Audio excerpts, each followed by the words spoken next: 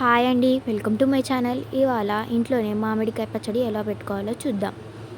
ముందుగా నైట్ నుంచి నీళ్ళల్లో నానబెట్టిన మామిడికాయలు తీసుకొని ఒక డ్రై క్లాత్తో వీటిని తుడవాలి. ఎండిపోయిన అంటే తడి లేకుండా తుడిచేయాలి. మొత్తం ఆరబెట్టుకోవాలండి. ముందే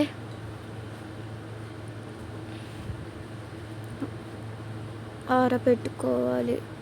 ఒక్క చుక్క నీళ్ళున్న మామిడికాయ పచ్చడి ఖరాబ్ అవుతుంది.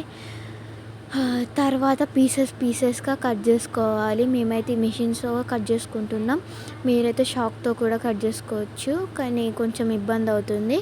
తర్వాత ఒక డబ్బాలో ఇవన్నిటిని తేమ లేకుండా పేపర్ అనేది ఏదైతే ఉంటుందో తీసేసి ఒక డబ్బాలో వేసుకొని వీటిని క్లీన్ చేసుకుంటూ ఉండొచ్చు.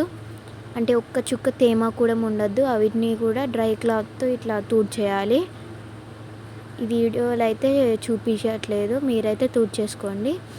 ఇది అయితే వేంపిన ఆవాల పొడి, వేంపిన మెంతుల పొడి, వేంపిన నువ్వుల పొడి, వెల్లుల్లి పేస్ట్, వెల్లుల్లిపాయలు, వేంపిన జీలకర్ర పొడి, పసుపు అయితే పెట్టుకున్నాను. ఈ ఆయిల్ ప్రిపరేషన్ అంటే నూనె కడాయిలో పోసుకొని, నేనైతే పల్లీల నూనె తీసుకున్నానండి. కొంచెం బాగా వేడైన తర్వాత దాంట్లో కొంచెం జీలకర్ర వేసుకోవాలండి. జీలకర్ర వేసుకున్న తర్వాత చల్లారేదాకా పక్కకు ఉంచుకోవాలి. తర్వాత ఒక డబ్బా తీసుకొని మీరైతే దేంట్లో అయితే కలపాలనుకున్నారో పెద్ద బేషన్ తీసుకొని దాంట్లో మామిడికాయలు కాసేపు ఆరబెట్టండి. తర్వాత ఇప్పుడు ఆ పేస్ట్ ఏదైతే ఉందో వెల్లుల్లి పేస్ట్ని సపరేట్ పొట్టు తీసిన వెల్లుల్లి ఉంటుంది చూడండి, అవి మొత్తం చల్లారిన నూనెలో వేసేసుకోండి. తర్వాత కొంచెం మొత్తం చల్లారిన తర్వాత నువ్వుల పిండి మనం ఏదైతే పట్టుకొని పెట్టుకున్నామో అది ఈ ఆయిల్లోనే కలిపేసేయండి.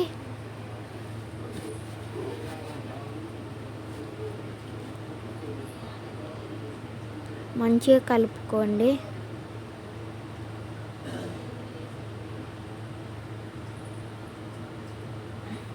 తర్వాత ఉప్పు వేసుకోండి. ఉప్పు ఎంత వేసుకోవాలంటే ఇది 4 kgs కాబట్టి అక్కడ కనిపిస్తున్న కారం మెజర్ చేసిన బౌల్ ఉంది కదా అండి, దాని నిండా వేసుకోవాలి. దాని నిండా ఉప్పు వేసుకున్నామంటే సేమ్ క్వాంటిటీలో కారం కూడా వేసుకోవాలి.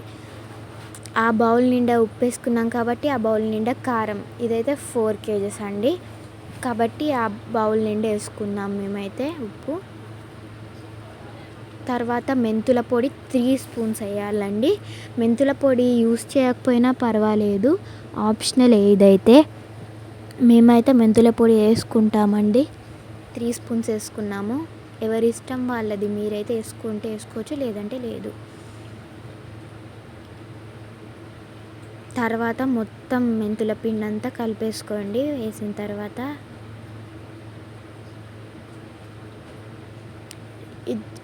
పట్టిన జీలకర్ర పొడి, వేయించి పట్టిన జీలకర్ర పొడి వేసుకోండి 3 స్పూన్స్.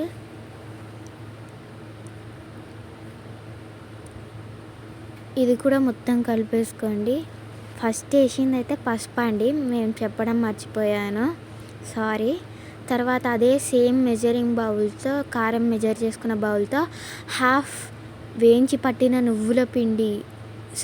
ఆవాల పిండి ఉంది కదా అండి, ఆవాల పిండిని వేసుకొని కలుపుకోండి.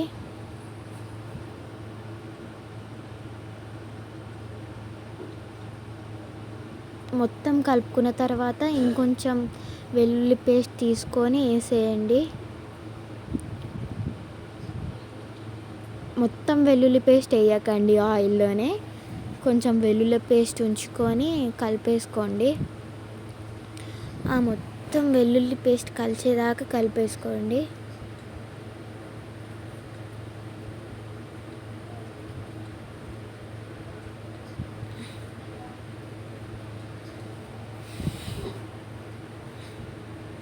తర్వాత కారం వేసేసుకోండి. ఆ సేమ్ బౌల్‌తోనే తీసుకోండి. ఎక్కువ తక్కువ అయితది మళ్ళా. ఉప్పు మెజర్ చేసిన బౌల్‌తోనే కారం కూడా తీసుకోండి. ఆవాల పిండి కూడా ఉప్పు మెజర్ చేసిన బౌల్‌లోనే సగం తీసుకోండి. లేదంటే ఎక్కువ తక్కువ అయ్యి పచ్చడి ఖరాబ్ అయ్యే ఛాన్సెస్ ఉంది. ఈ పచ్చడి చేసేటప్పుడైతే ఎలాంటి తడి వస్తువులు వాడకూడదు. మొత్తం ఎండిపోయే ఉండాలి. తడి చేతులు, తడి కాళ్ళు పెడితే పచ్చడి తొందరగా ఖరాబ్ అవుతుందండి. మొత్తం కారం అనేది కలిసిన తర్వాత మొత్తం ఎలా కలిసిందో చూడండి. మొత్తం కారం అనేది ఇలా కలిసిన తర్వాత కారం కలవాలి ఇట్లా అంటే కొద్దిసేపు పక్కన పెట్టుకొని ఉంచుకోండి. ఉప్పు కొంచెం కరిగినట్టయి అది కలిసిపోతుంది.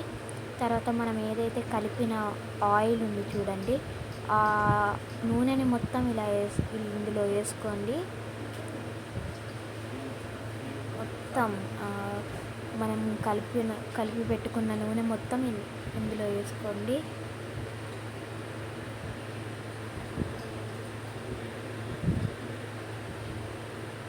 తర్వాత మంచిగా కలుపుకోండి.